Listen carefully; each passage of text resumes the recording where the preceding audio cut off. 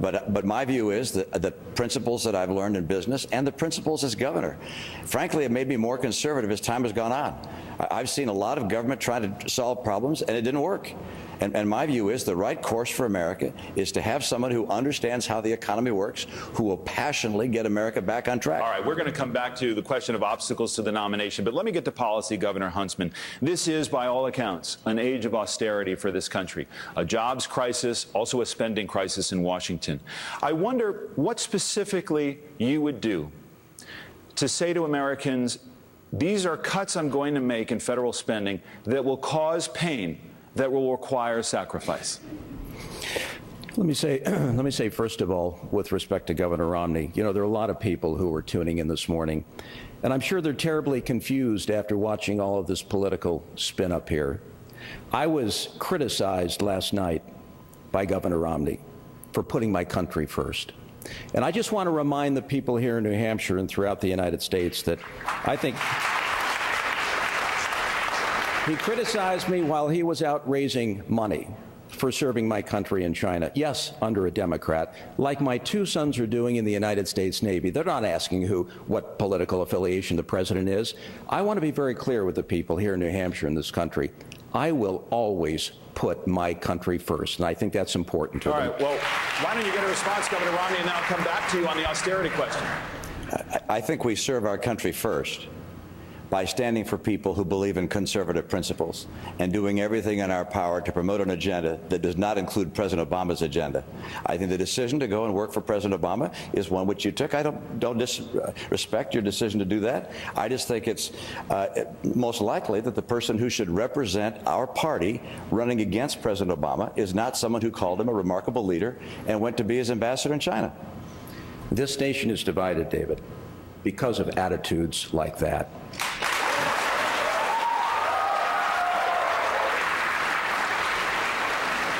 The American people are tired of the partisan division. They have had enough. There is no trust left among the American people in the institutions of power and among the American people in our elected officials. All right. And I say, we've had enough, and we have to change our direction in terms of coming together as Americans first and foremost and finding solutions to our problems. Let's not be superficial. Let's talk substance. So, Governor Huntsman, name 3 areas where Americans will feel real pain in order to balance the budget.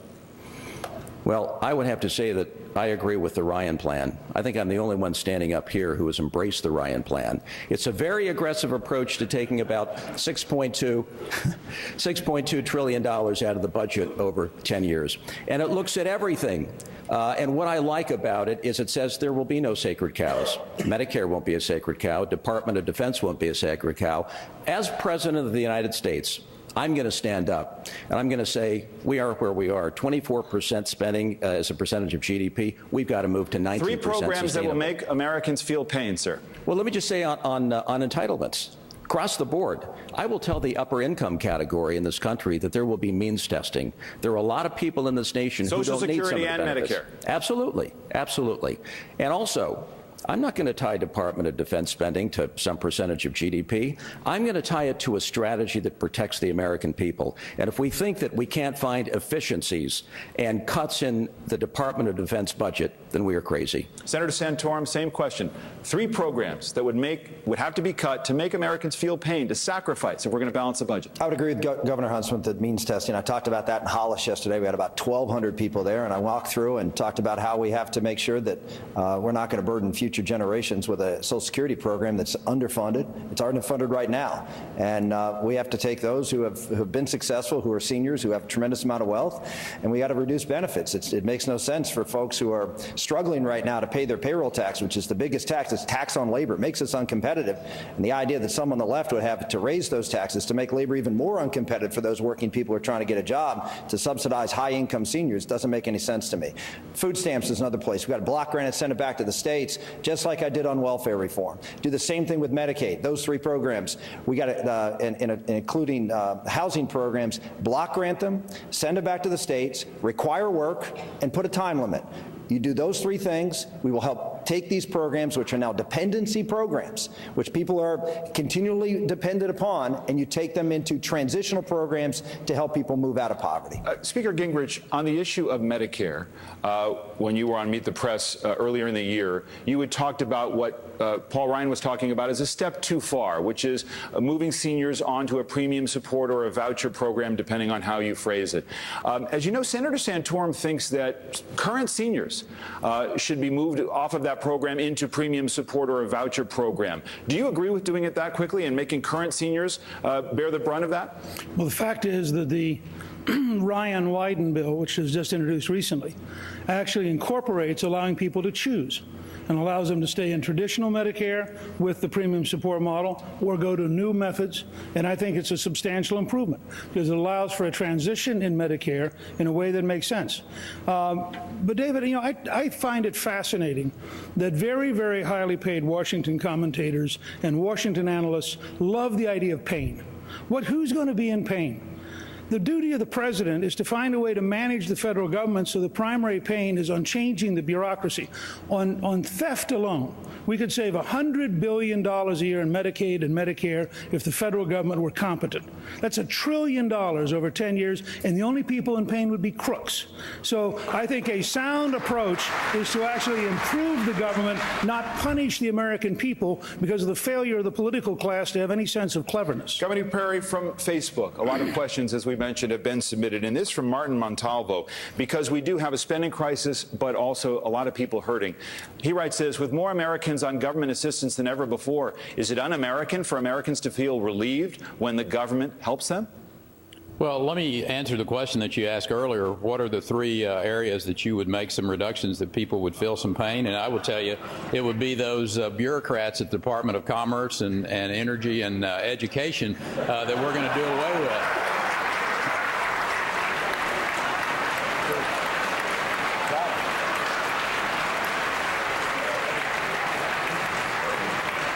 And that's your final answer. But you know, the fact of the matter is that Americans want to have a job. That's the issue here. And the idea that there are people clamoring for government to come and to give them assistance is just wrong-headed. And that's what we need to be focusing on as a people, is how do we create the environment in this country where the entrepreneurs know that they can risk their capital, have a chance to have a return on the investment, and create the jobs out there so people can have the dignity to take care of their families. That's what Americans are looking for. I've done that for the last 11 years in the state of Texas and have the executive governing experience that no one else up here on this stage has. All right, I'm going to leave it there. We're going to take a quick break. We are going to come back live from New Hampshire with many more questions for the candidates and feedback from you. So please participate online at mtp.msnbc.com. We're coming right back to New Hampshire.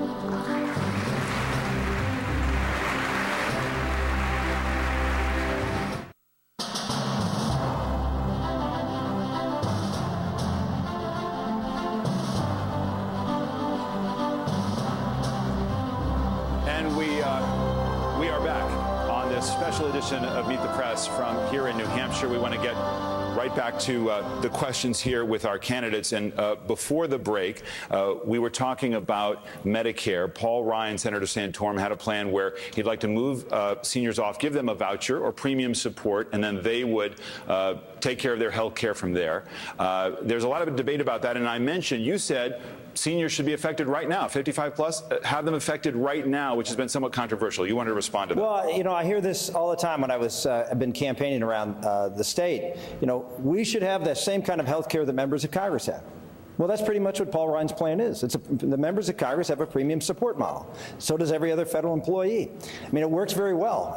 As you know, the federal government has a liability. They put money out there, and then if you want, you have about this thick. If you're an employee in Washington, D.C., you've got a whole bunch of different plans to choose from, and you have all sorts of options available to you. If you want a more expensive plan, you pay more of a co-insurance. If you want a less expensive plan, you don't. But here's the fundamental difference between Barack Obama and everybody up here. It's whether you believe people can be free to make choices or whether you have to make decisions for them.